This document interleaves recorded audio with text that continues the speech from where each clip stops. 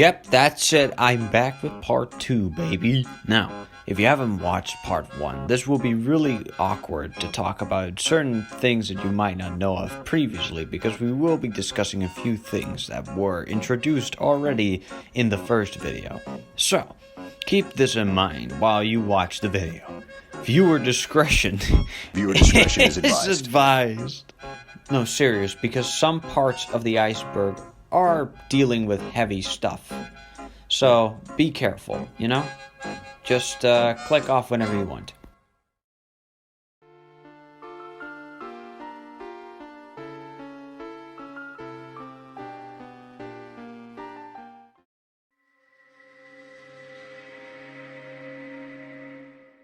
Witte Wieven, translated to white woman.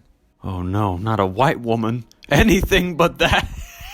It's an urban legend about female ghosts that supposedly live in some forests in the north and the east of the Netherlands. Most of them reside in Friesland and Drenthe. The legends say that the ghosts were spirits of wise women, or elven people, in society due to the magical powers that they possessed, supposedly, and they were buried in the forests during the Indo-Germanic times. There are similar stories in other countries. For example, in France they are called Damblage, and in Germany they're called Weisse Vrouwen. However, these Witte Wieven turned evil after the medieval ages, probably because of the witches and stuff and witch burnings. Pretty shitty stuff, by the way. This resulted in many stories where people were supposedly killed or went missing due to the Witte Wieven. The sudden shift into evil might be partially explained in a later entry on the Iceberg. Furthermore, they're used in an attraction in the Efteling, which we will come back to later on in this video. Hugo de Jonge cocaine addiction? Haroon, where the f do you get this? So, apparently around certain circles in life, there is a theory about Hugo de Jonge, who at the time of this theory probably was Minister of Public Health and also responsible for managing the COVID-19 pandemic. If you're curious, he is now Minister for Housing and Spatial Planning. He has come up in the previous video multiple times, but sadly, some people believe, or claim at least, that they have seen signs of a cocaine addiction during a press conference at some point that had supposed proof of him having weird uninterrupted stares, weird-looking eyes, and weird-looking hand movements and weird-looking reactions to questions from journalists. It should be noted, according to Haroon Aïssa himself, this theory is most popular within certain groups that are often associated with a low IQ. What he meant to say was a group of people that don't know how to properly do research, before you make judgments, of course. But let's keep moving anyway. Shell body count. The former Dutch company Shell, now British, has made and executed some questionable decisions in order to secure their oil profits, and a bunch of other controversies which I could fill up in an entire other video if you want to, but to keep it very short, here are some of the more infamous ones. One of them was the protests in Nigeria. So in 1990, Shell ordered a paramilitary group to attack a village called Umgem. I definitely pronounced that name wrong, but this event resulted in the deaths of nearly or around 80 people. Shell claimed that the attack was necessary because they needed protection from protesters, even though these protesters were not armed, nor were they actually violent towards any workers. Worst thing is that even after the event, Shell kept lobbying for military intervention from the Nigerian government. But sadly, it has also been estimated that many of the protesters were raped and tortured. What the actual Shell? Spain owns Flevoland. Let me give you more context about this entry on the list. In most of Dutch history, the Netherlands wasn't technically independent. It was usually part of some larger kingdom, or at least to some sort of group of countries or counties, but never was fully independent. The same can be said for the Dutch between the 16th century, when it was under control of Spanish rule. After a long revolution and 80-year war battle, the Dutch finally gained independence, or at least some sort of sovereignty, in 1648. After the King of Spain signed a peace treaty which would recognize the Dutch Republic as an independent state. And with that, they could reclaim all of the land from Spain. And around 300 years later, the Dutch created the new province of Flevoland, which they reclaimed from the Zuiderzee. Now, this theory implies that Spain is the legal owner of the province of Flevoland because it didn't exist when the Dutch Declaration of Independence was written. This means that Flevoland was never part of the independent Netherlands and is therefore rightfully Spanish land because it was part of the Netherlands that never officially left the Spanish Empire.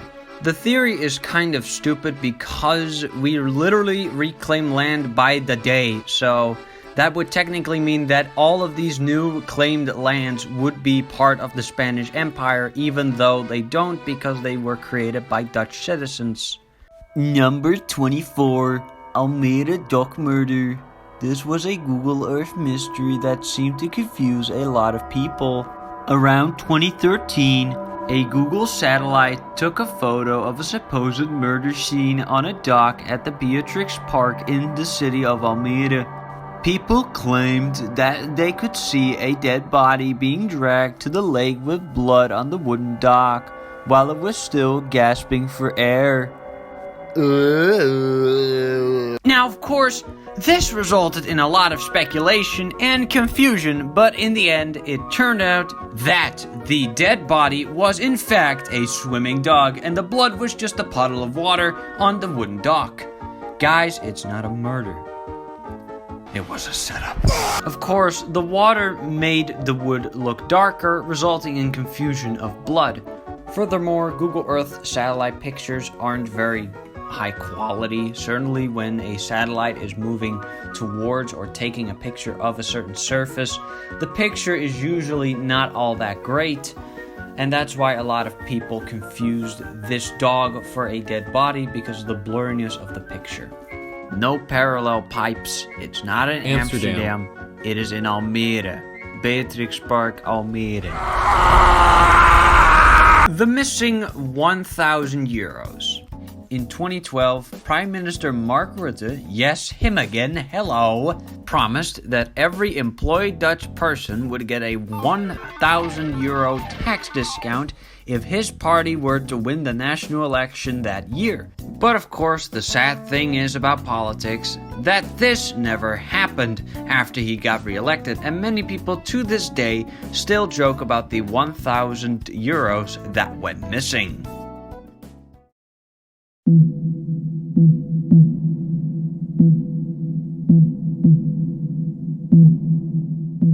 Pim Fortuyn murder, real motive. Pim Fortuyn was a very popular right-wing nationalist politician in the early 2000s. To give you a little bit of a backstory here, initially a Marxist who was sympathetic to the Communist Party of the Netherlands, and later a member of the Dutch Labour Party. Fortuyn's beliefs began to shift to the right in the 1990s, especially related to the immigration policies of the Netherlands. He criticized multiculturalism, immigration, and certainly Islam in the Netherlands. Kinda like Wilders, and like Wilders, he became a popular figure among certain people in the country. But when you are an extremely popular politician, you are bound to make some foes. And unfortunately for him, he got assassinated 9 days before the national election in 2002 at Media Park Hilversum by a guy named Volkert van der Graaf that strongly disagreed with his political ideas. Now, about the murder, the official story says that this guy did the assassination all by himself and that there was no client or organization that hired an assassin. However, there are many of these other conspiracy theories about secret plans to assassinate him. For example, one theory claims that the royal family hired him because Pim Fortuyn was about to expose that the royal family was secretly illegally trading weapons with countries like Saudi Arabia, even though there's literally no evidence for this I could find. But of course, following the theory, this would inevitably be unacceptable for the royal family because an extremely profitable secret weapon trade would completely destroy the credibility of the royal family. Well, I mean, it's debatable if they even have credibility at all nowadays. Another weird detail is that Pim Fortuyn overshadowed his assassination a week before it happened in a talk show on television. Coincidence? Who knows? Beer cartel manipulation. In 2007, Heineken and many other beer brewers like Horsch, Bavaria and Inbrew were fined by the European Commission because these massive brewers were exposed for working together as a cartel in order to artificially inflate the prices of their beer, which breached EU antitrust rules. Basically, what they would do is hosting numerous unofficial meetings during which they coordinated prices and price increases of beer in the Netherlands and, of course, in Belgium.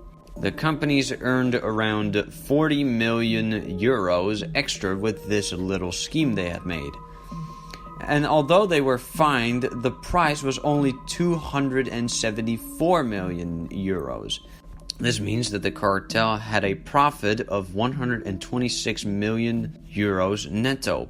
A small side note here, the fourth company, Inbrew, was not fined because they had been providing evidence to the commission itself.